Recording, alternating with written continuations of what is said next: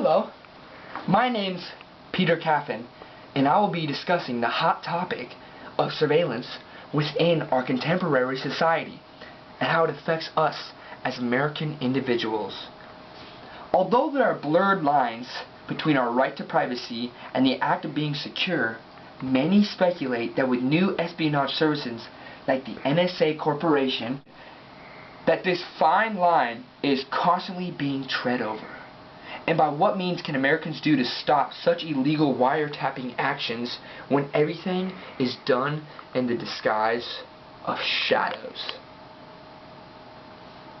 and the foreground undetected and unnoticed? Naturally, this is a distressing issue, and if not addressed properly, could become an even worse problem, letting rise to unforeseen troubles in the near future.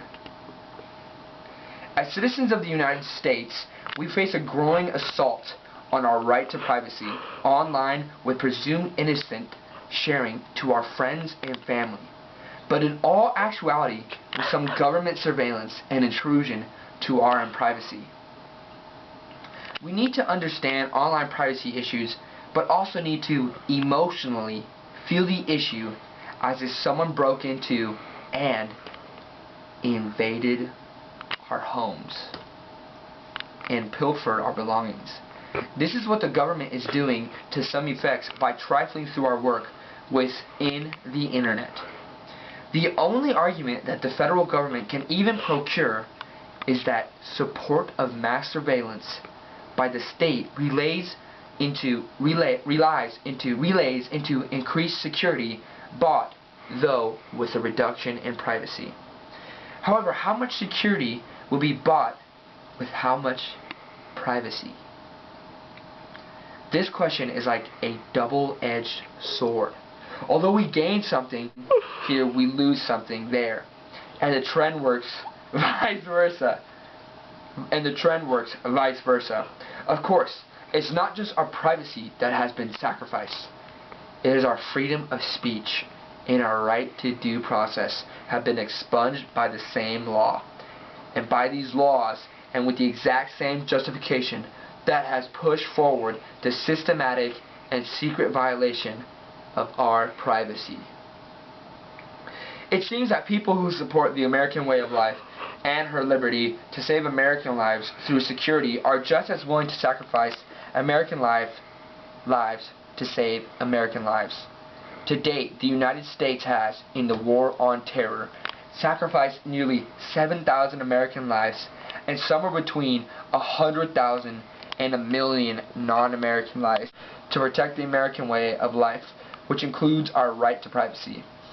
Our leaders keep getting away with this nonsense because, as far as we know, not one politician is asking the right questions concerning the entire trade of liberty versus security, and at the end of the day, how many American and non-American casualties will be spent in order to preserve this false dichotomy. In America, if you have not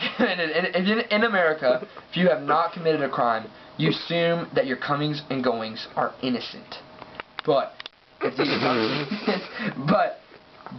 the assumption is that you're a threat, then your everyday routine does not actually look as harmless as you would like it to be viewed and perused. If NSA and big data corporations is sweeping everything around us, then they are looking at our salaries, the types of books we read,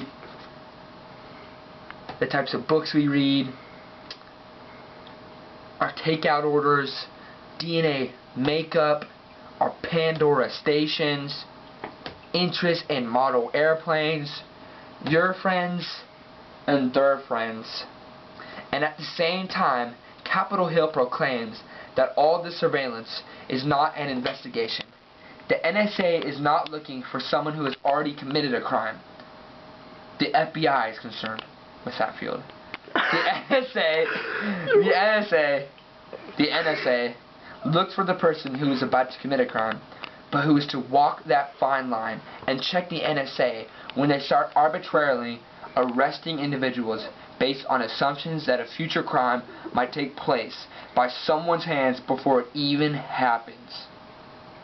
This effect tumbles into problems of vast proportion for American citizenry, because now the NSA can brand anybody as a terrorist if they deem fit. And in the end, it does not matter if the NSA is guessing. They are just looking for more data to confirm their suspicions.